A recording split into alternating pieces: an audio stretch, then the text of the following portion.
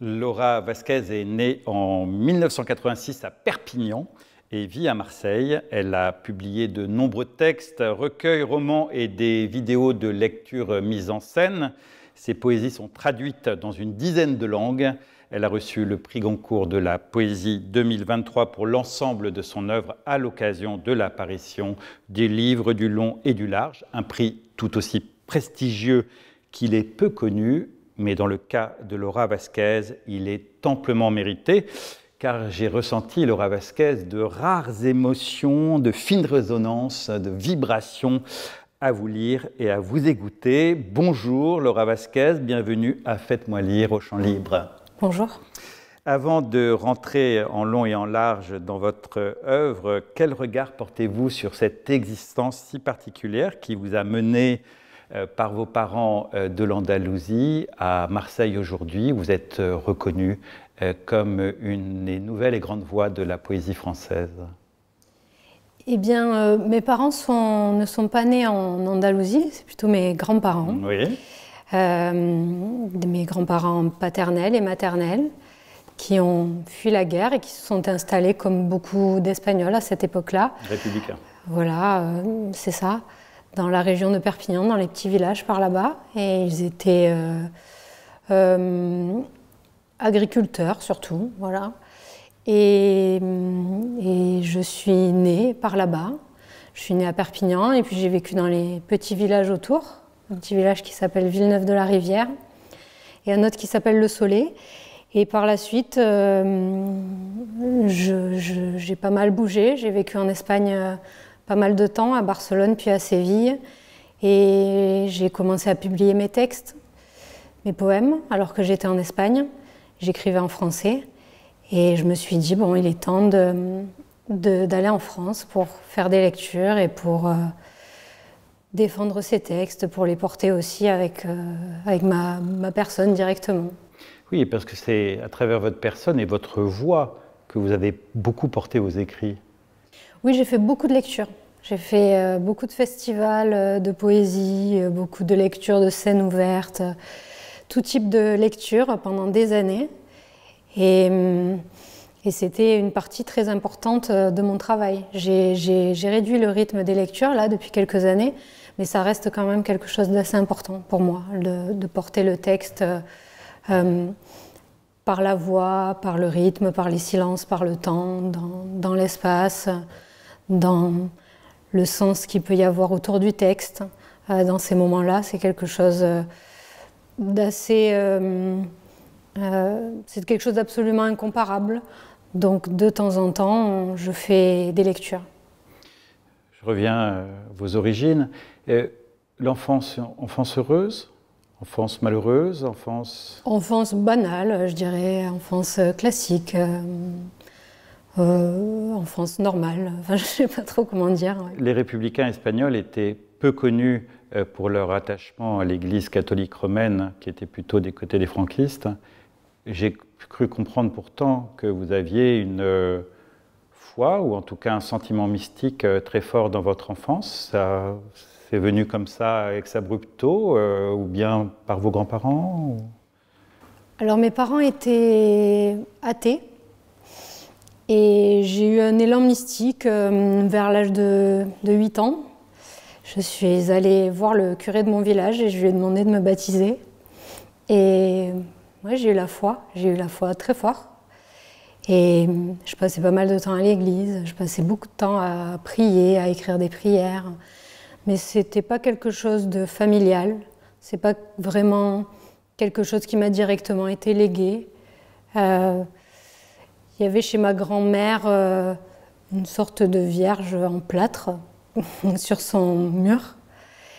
Mais elle n'était pas vraiment croyante, c'était plus quelque chose qui est là, une forme de superstition. Et j'ai eu, oui, non, moi j'ai vraiment eu une foi très très forte quand j'étais petite. Et ça a duré un petit moment. Après au collège, vers l'époque du collège, c'est parti. Ça a disparu quasi complètement. C'était une chaleur intérieure? Non, je pense que c'était une terreur classique de la vie. C'est-à-dire j'avais peur de j'ai été très attachée à ma grand-mère quand j'étais enfant, comme beaucoup d'enfants, et donc l'idée de la mort me terrifiait. Et je pense que l'idée d'une force, d'une puissance supérieure, d'une chose à laquelle je pouvais me référer, une chose abstraite, m'aidait beaucoup. Et puis c'était le mouvement aussi, je pense, qui m'intéressait, le mouvement même de la prière, qui est un mouvement qui consiste presque à s'extraire de soi, à rejoindre quelque chose de plus vaste. Et j'ai été prise par ça, enfant. Vous me donnez l'envie de vous dire comment j'ai ressenti la lecture du livre Du large et du long, car maintenant nous allons en parler. J'ai eu l'impression que la narratrice et son corps étaient remplis d'une chaleur qui infusait en elle, une chaleur qui crée de l'expansion communiante jusqu'au bout du monde. C'est pour ça que je vais commencer en vous parlant de votre expérience de foi. Et en même temps, paradoxalement, qu'il y avait une force d'inertie qui vous comprimait en vous. Et que vous étiez dans une contradiction entre quelque chose qui vous comprime à l'intérieur de vous et en même temps un désir constitutif d'expansion vers le monde. Alors vous avez sans doute raison quand vous parlez de chaleur, parce que quand je pense à cette voix, à cette narratrice, j'ai un souvenir de bouillonnement. Il y a quelque chose de bouillant en elle. Et il y a comme un grand élan, une grande soif d'explorer, de découvrir, de trouver, de toucher, une sorte d'insatisfaction absolue de tout ce qui lui est donné depuis toujours. Et donc ce bouillonnement intérieur la pousse à tout essayer, à tout explorer, à tout traverser. Et c'est le geste de l'épopée. Et donc c'est ce que fait cette narratrice, et c'est vrai que peut-être qu'elle est souvent empêchée par cette sensation d'unicité. Elle est juste une personne, coincée finalement comme toutes les personnes à l'intérieur d'elle-même. Une personne avec des bords, avec une seule identité, une seule histoire, un seul prénom. Et elle refuse beaucoup ça. On a le sentiment qu'il y a une révolte. La révolte devant le fait que la création soit un mystère et donc reste insaisissable. Je ne sais pas si la narratrice est révoltée contre ça, contre le mystère. Je pense qu'elle n'a finalement peut-être rien contre le mystère, mais peut-être qu'elle a quelque chose contre l'indifférence générale vis-à-vis du mystère, et la platitude et la banalité, et les conventions et les cadres, et tout ce qui nous est légué, et certains déterminismes, et tout ce qu'on considère comme normal, évident. C'est ça plutôt qui la révolte. C'est l'absence de regard vers le mystère ou vers quelque chose de plus grand. C'est ça. Et on a le sentiment que, pris dans cette contradiction que j'évoquais précédemment, elle est lancée comme ça. Elle est lancée comme...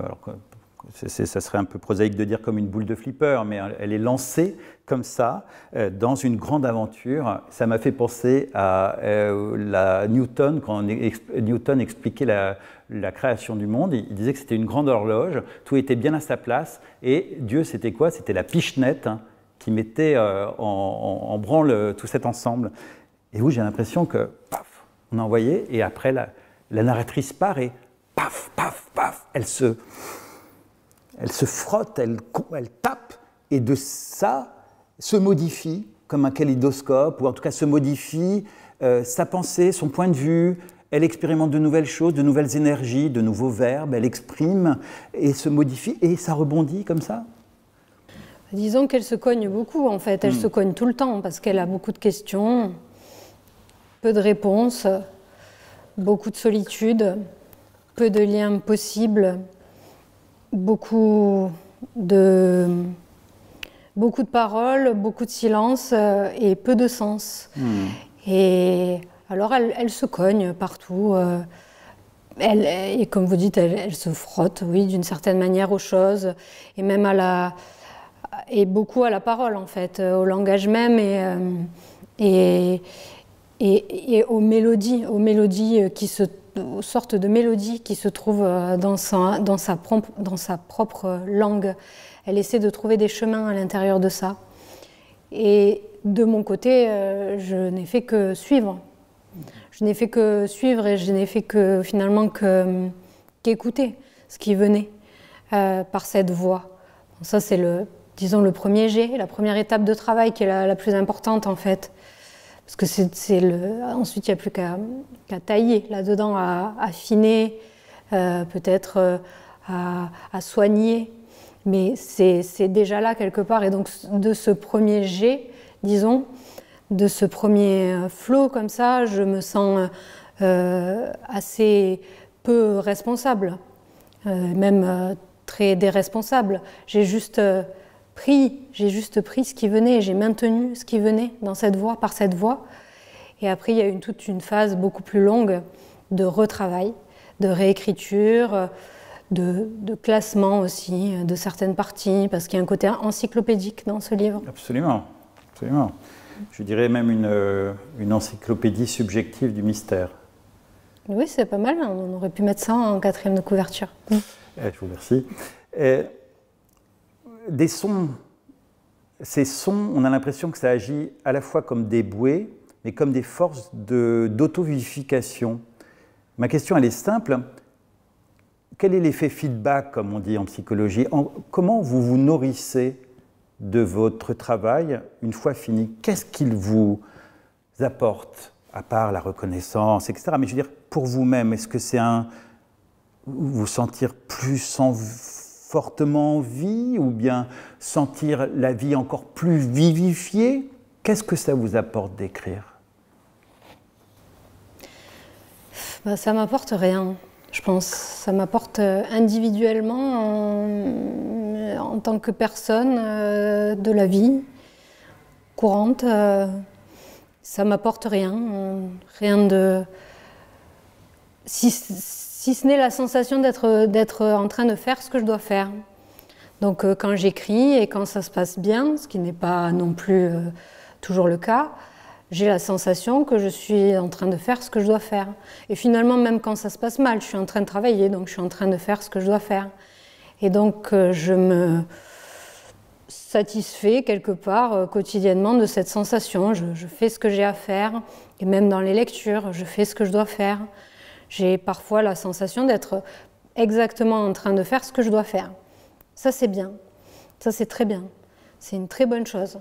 Parce que c'est tellement juste qu'il y a une forme de disparition de tout et de disparition même de l'individualité. C'est tellement précisément juste que c'est comme si j'étais absolument là et donc pas là, finalement. Je suis tellement là que je ne suis pas là. C'est assez paradoxal. Donc, ça, c'est dans les moments où j'écris et où je lis. Après, le reste du temps, ça m'apporte rien de spécial. Il y a d'autres choses dans ma vie qui m'apportent beaucoup plus. Je dois même reconnaître que ça m'a été, surtout par le passé, une énorme difficulté d'écrire. Et c'est toujours plutôt le cas. Ça n'a rien de facile, ça n'a rien d'un plaisir pour moi d'écrire. Ça n'a jamais été un plaisir, d'ailleurs, d'écrire. Je sais que pour beaucoup d'auteurs, il y a un côté très plaisant et même parfois quasi charnel, érotique. Érotique, je vais peut-être un peu loin de l'écriture, mais en tout cas, une forme de plaisir, de jouissance dans l'écriture.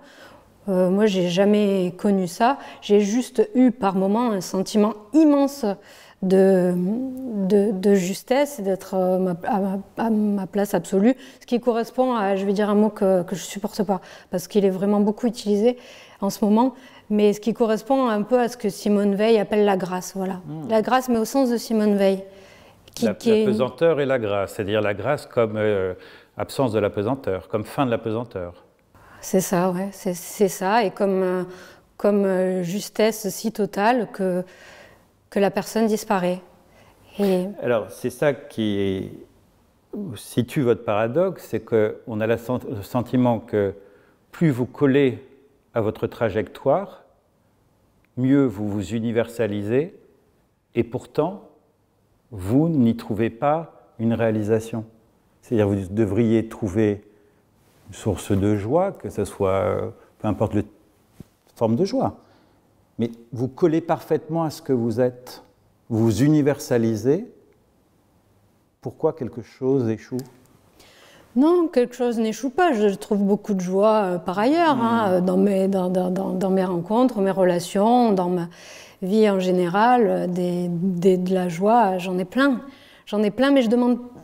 En fait, j'ai vraiment arrêté de demander des choses à l'écriture à un certain moment de ma vie, parce que j'avais un rapport très douloureux à l'écriture. Je lui demandais tout.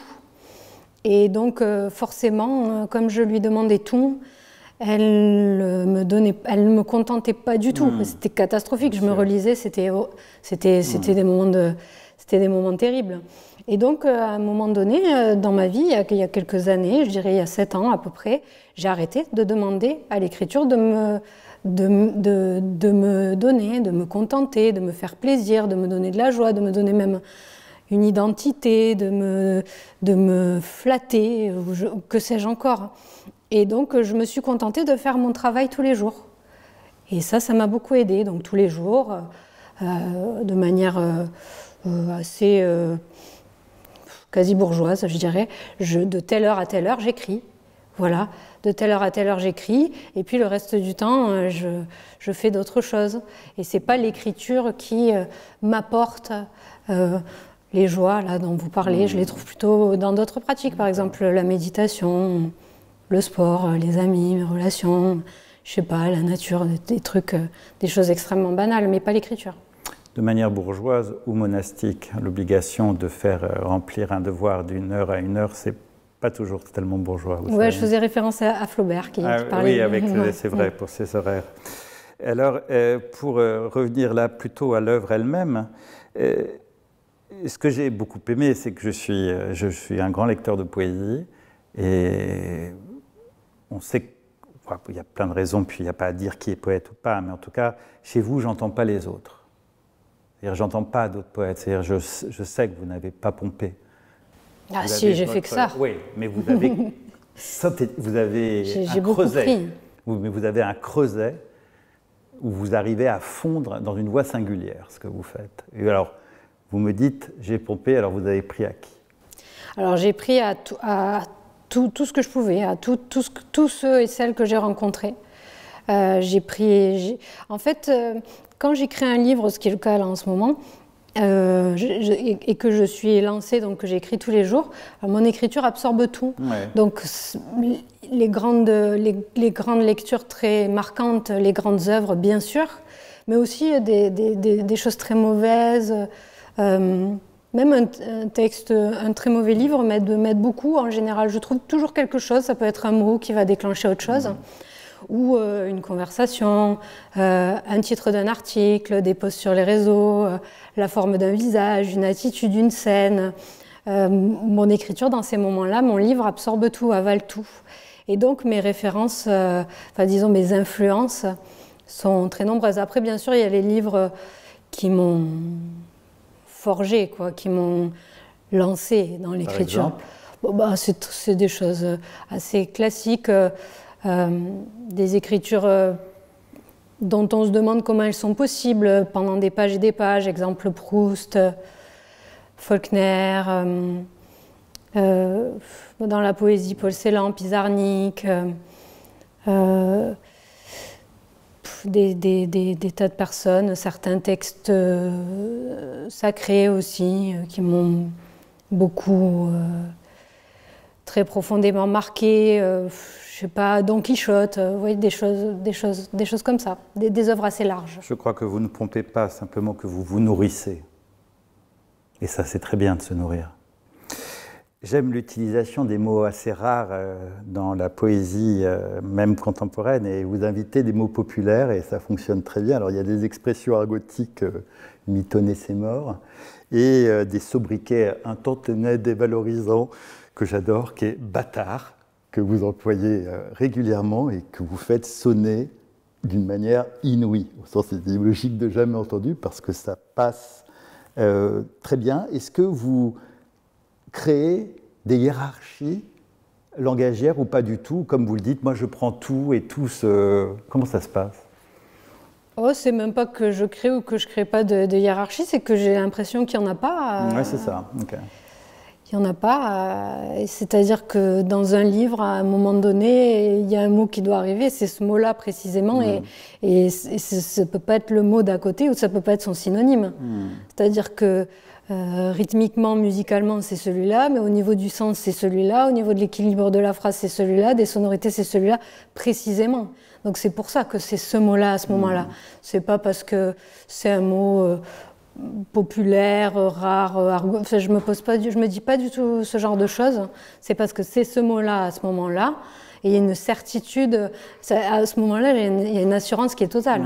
Je suis sûre que c'est celui-là. Je suis sûre de peu de choses, mais je suis sûre de ça.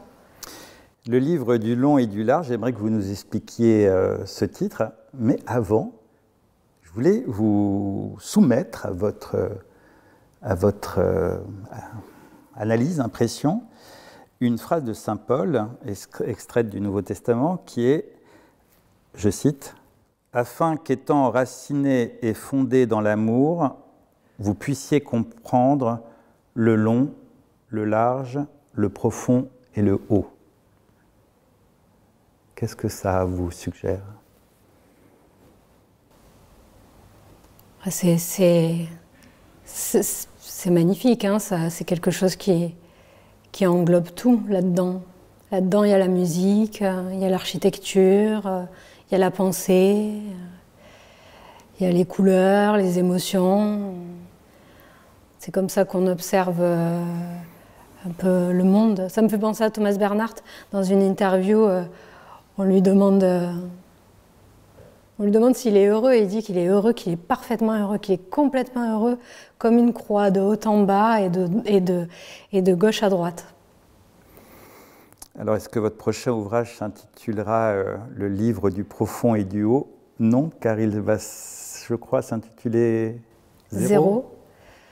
Et nous avons le grand plaisir, Laura Vasquez, comme votre parole est d'or et vos écrits poursuivent cette créativité spirituelle qui vivifie jusqu'à la tentation du désespoir, nous avons la grande joie de vous entendre lire en exclusivité un premier extrait de votre prochain ouvrage à paraître, intitulé Zéro. Je vous en prie. Alors, Zéro, c'est une pièce de théâtre. Oui. C'est une pièce de théâtre que j'ai écrite l'année dernière, à Rome. C'est celle à la Villa Médicis? Oui. D'accord. Et je ne sais pas quand est-ce que cette pièce sera éditée. J'aimerais qu'elle soit jouée et éditée au même moment. Donc je ne connais pas encore les délais. Et pour l'instant, j'en lis quelques extraits.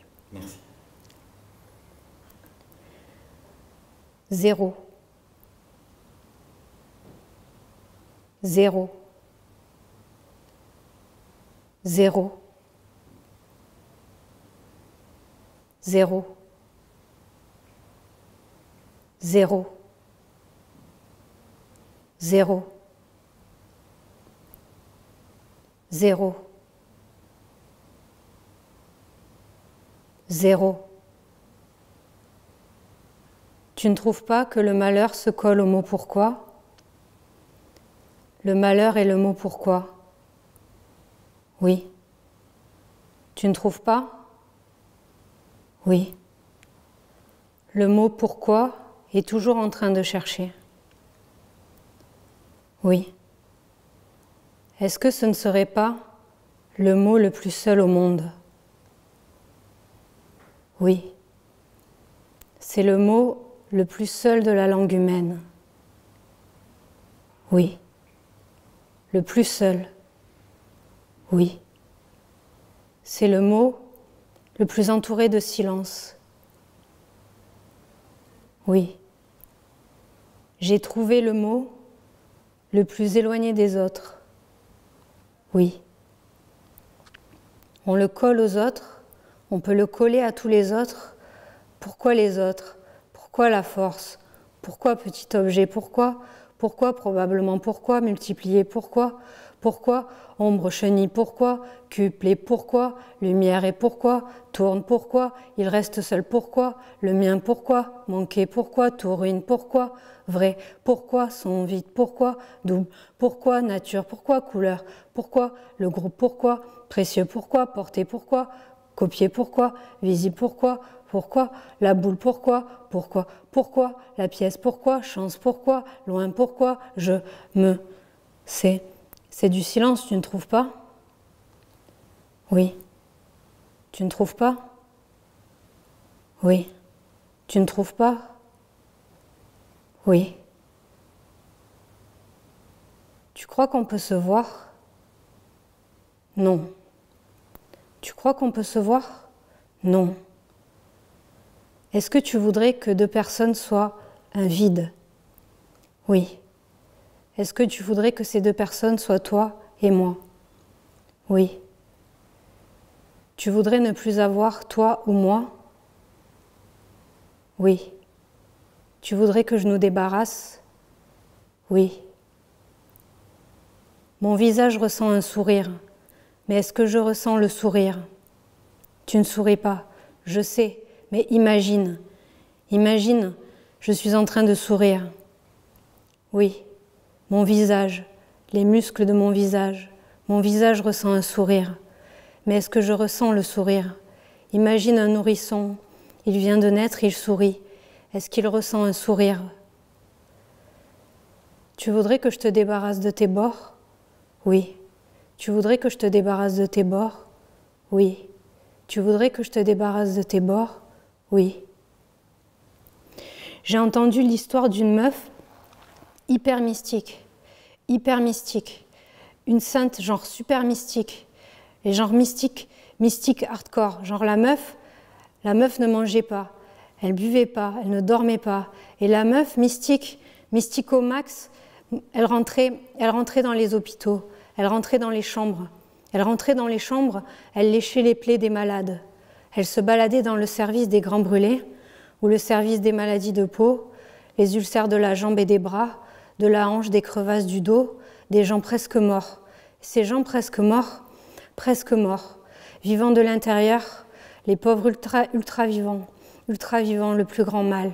Hardcore, les gingivites hardcore, infects, les aftes qui débordent à fond et full douleur, full mal à fond, et débordant la bouche, prenant la tête et le cou, tu vois, elle s'approchait des personnes endormies. Ces personnes endormies, elle léchait leurs plaies. Elle leur léchait les plaies.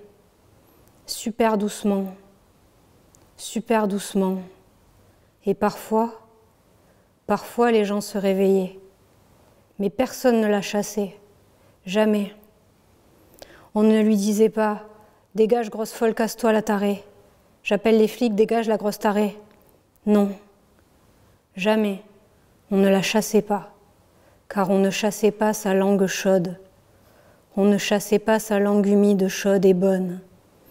Et personne ne lui demandait de s'arrêter. Sa langue, son visage, sur son visage, il y avait tant de soins, tant de bonté. Et les grands blessés du corps, les pires blessés des corps, ils accueillaient sa langue. Et certaines pleuraient de fond. De fond, ouais, elle pleurait de fond. De fond de soi, ouais, du fond du trou noir. Elle pleurait de fond de soi du trou noir. Puis elle pleurait de calme. Elle pleurait longtemps. Il pleurait de calme, de la douleur du fond du trou. Parfois, elle disait des phrases. Cette meuf, elle murmurait des phrases entre deux coups de langue. Des phrases comme la douleur est le chemin, elle disait. Je prends le chemin de la douleur, genre elle disait. Je trouverai, elle disait, je connaîtrai. Je m'approche du comportement de la douleur. Je m'approche de ce comportement. Je console. Je pardonne et console. Merci pour ce très beau cadeau. Merci Laura Vasquez, les Champs Libres vous remercient. Merci à vous.